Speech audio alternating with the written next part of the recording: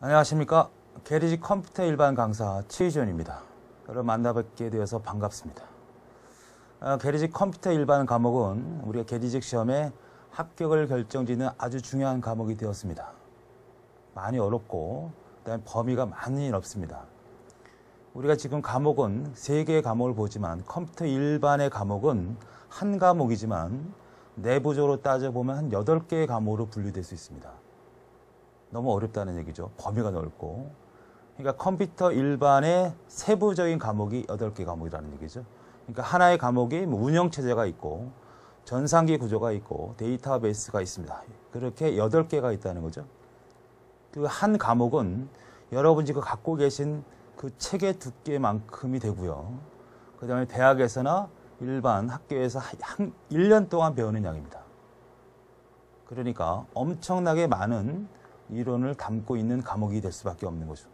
그러니까 정석적으로 공부를 한다면 8개에 해당되는 책을 가지고 20문제를 맞추기 위해서 그런 공부를 해야 됩니다. 그래서 그런 양 때문에 학생들이 많이 점수가 낮고 떨어지는 비율이 많아지게 되는 거고 그만큼 합격의 결정이 될 수밖에 없는 과목이 되어버렸습니다. 그래서 여러분들은 이러한 어떤 범위가 많은 내용에 대해서 정확한 교재와 정확한 강사를 선택할 수밖에 없습니다. 그래서 제가 만든 책으로 많은 양을 시험에 나올 수 있는 것 위주로 또 반드시 알아야 되는 것 위주로 해서 정리한 책을 가지고 제가 아주 손쉽게 설명을 할 겁니다. 계속 반복해서 공부를 하시고 모르시는 게 있으면 언제든지 질문을 주시면 되고 또 이 컴퓨터 일반의 특성상 글로 답변을 다 못할 때가 있습니다. 그러면 전화 통화를 할 수 있게끔 제가 만들어 드릴 테니까 언제든지 전화할 수 있도록 하시기 바랍니다. 제 번호는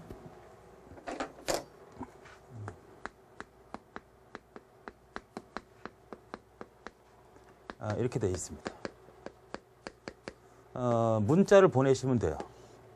그러니까 바로 통화를 제가 강의할 수도 있고 다른 일을 할 수도 있을 때 바로바로 통화를 받을 수가 없으니까 어떤 내용을 쓰고 언제쯤 통화 가능한가요? 이렇게 어떤 내용이든 질문 내용이 있겠죠? 간략하게. 그 다음 언제 통화 가능할까요? 이렇게 물어보면 제가 답변을 드리겠죠? 몇 시쯤에 통화 가능합니다. 그러면 전화를 주시면 제가 그 부분에 대해서 조금 살펴보고 여러분이 원하는 답변을 드리도록 하겠습니다. 자, 그러면 우리가 시험 문제가 어떤 내용들이 주로 어떻게 출제됐는가를 먼저 살펴보도록 하겠습니다. 자, 2008년부터 2014년까지 4회분이 출제가 됐죠. 20문제씩. 그러니까 연태껏 80문제밖에 없다는 얘기입니다. 80문제밖에 없다는 얘기는 그만큼 기출에 대한 정보가 정확히 없다는 얘기가 되고 좀 더 정확하게 출제자의 의도를 정확하게 파악하지 못하면 우리는 출제 시험 문제에 충분하게 대비할 수 없습니다. 자, 과목은 8개입니다. 운영체제라는 과목이 있고요. 정보통신이라는 개념, 소프트웨어공학, 전산기구조, 자료구조, 데이터베이스, 프로그램 언어인 스프레드시트라고 하는 부분이 있습니다. 운영체제라고 하는 것은 여러분이 지금 운영하고 있는 컴퓨터에 보면 윈도우즈라는 얘기는 들어봤을 거예요. 그죠? 윈도우즈가 뭐고 또 윈도우즈는 어떻게 사용하는 거고 여러분이 쓰고 있는 그런 방법들을 시험에 출제하는 게 아니라 한 단계 더 내려가서 운영체제 속사정을 질문으로 해서 주는 거죠. 자동차로 얘기한다면 자동차 운전하는 걸 문제로 주는 게 아니고 자동차의 정비를 배우게 되는 거죠. 그러니까 컴퓨터를 운영하는 가장 기본적인 소프트웨어인 운영체제의 기본 알고리즘, 기본 내용, 기초적인 내용, CPU가 어떻게 운영을 하게 되고 실행되는 프로그램은 어떻게 메모리에 적재되고 이런 것들을 배우게 되는 겁니다. 자, 그 내용은 4문제, 4문제, 5문제, 4문제 보통 4문제 이상이 계속 출제가 됐고요. 전체를 보면 가장 비율이 많이 출제가 되는 거죠. 그래서 첫 번째 과목으로 배치시켰습니다. 정보통신 개념이라는 것은 여러분 지금 쓰는 것처럼 인터넷을 가장 많이 쓰죠. 인터넷에 사용되는 검색이라든지 이런 것들에 대한 질문보다는 인터넷 주소, 어떻게 도메인이 구성이 되었고 인터넷 주소가 뭐고, 인터넷 어떤 특성이 뭐고, 내부 기술이 뭐고, 이런 것들에 해당되는 거. 그 다음에 최신의 통신 기술이 어떤 거냐, 이런 것들. 요즘에 더 나가서는 이제 보안 기술까지도 계속 언급하고 있는 문제입니다. 이것도 역시 초기에 2008년엔 6문제가 출제되었다가 2014년엔 5문제까지로 출제가 된 거죠. 그래서 굉장히 출제 비율이 높아졌죠. 그 다음에 소프트웨어 공학이라고 하는 것은 프로그램을 짠다고 하지 않습니까? 여러분이 프로그램 소프트웨어를 개발한다, 내가 게임을 개발한다, 이런 것들을 우리가 프로그램을 개발한다 이렇게 얘기를 해요.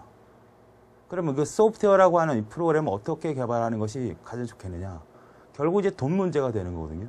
시간을 많이 들이고 노력을 많이 하는 것은 그만큼 비용이 많이 들어간다는 얘기죠.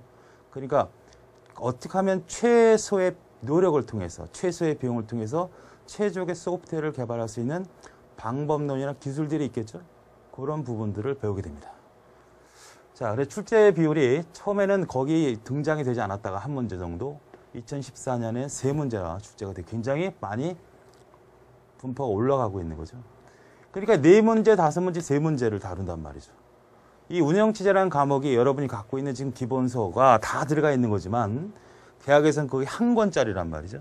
거기서 3문제를 뽑게 되니까 3문제, 4문제를 뽑게 되니까 출제자는 시비가 되려고 논란이 될 수 있는 문제는 절대 내지 않겠죠. 전통 있는 문제와 중요한 문제들을 또 복합적인 내용을 담는 그런 문제를 출제할 수밖에 없습니다. 전산기 구조를 가장 여러분이 어려워하죠.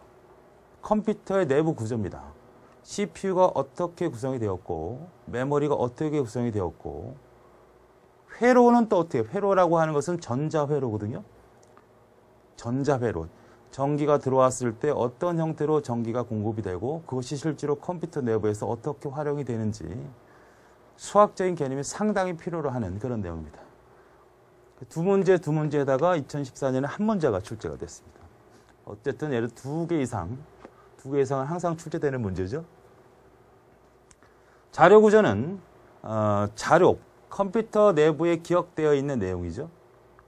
그 내용들의 어떤 관계, 쉽게 얘기해서 이제 검색을 하는 방법이라든지, 여러분이 뭐 스마트폰에 보면 친구들을 검색하지 않습니까?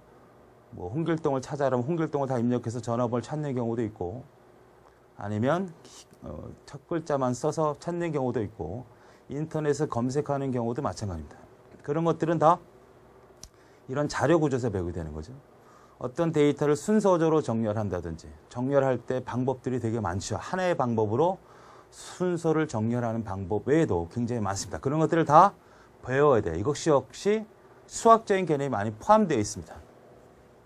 그래서 어려워들 하죠. 역시 2문제. 2010년과 2012년에 4문제 출제됐다가 2014년에 2문제가 출제되어 있죠. 그 다음에 데이터베이스입니다. 데이터베이스가 이런 형태로 출제가 되는군요. 데이터베이스라고 하는 건 뭐냐면 현실 세계에 존재하는 모든 자료들이 있겠죠. 학생이면 학생, 자동차, 뭐 백화점, 현실 세계에 있는 모든 것들을 다 데이터화해서 컴퓨터 자료로 만들어냅니다. 그리고 우리가 필요한 것들을 뽑아서 활용을 하게 되는 거죠. 결국 이 소프트웨어 공학이라든지 데이터베이스라는 개념은 현실 세계에 존재하는 어떤 현상, 데이터들, 현실 세계에 존재하는 모든 것들을 컴퓨터 세계로 옮겨서 컴퓨터에서 우리가 쓰는 것처럼 운영하고 싶은 거예요. 그런 것들에 대한 개념이죠. 그러니까 데이터베이스는 뭐 회사라고 하면 회사의 모든 상품 정보나 직원 정보를 컴퓨터 파일로 만들어서 집어넣겠죠. 그 집어넣은 것을 내가 어떤 사람도 필요할 때마다 갖다 쓰게끔 해주는 그러한 데이터 뱅크다, 이렇게 생각하시면 되겠습니다. 자, 프로그램 언어론입니다. 프로그램 언어론이라고 하는 것은 프로그램을 짜는 도구죠. 여러분 들어보셨는지 모르겠지만 베이직이라는 것도 있고 코블이라는 것도 있고 포트란이라는 것도 있고 C 언어라는 것도 있고 자바라는 것도 있습니다. 이제 웹 언어도 있고, 어떤 게임을 운영하기 위해서는, 어떤 업무 프로그램을 짜기 위해서는 무조건 뭔가 컴퓨터에 입력을 해서 돌아갈 수 있게끔 명령을 줘야 되겠죠. 그 명령을 주는 문법 체계를 우리가 체계화시킨 것을 프로그램 언어라고 합니다. 그러니까 보통 C 언어와 자바가 위주인데요. 네, 그 전에 것들은 옛날 거고, 최근에 가장 많이 쓰고 좋은 것들은 이제 C 언어, 자바, 뭐 비주얼 베이직 같은 거, 그런 것들이 프로그램 언어론인데, 거기에 대한 명령어라든지 덧셈, 뺄셈, 연산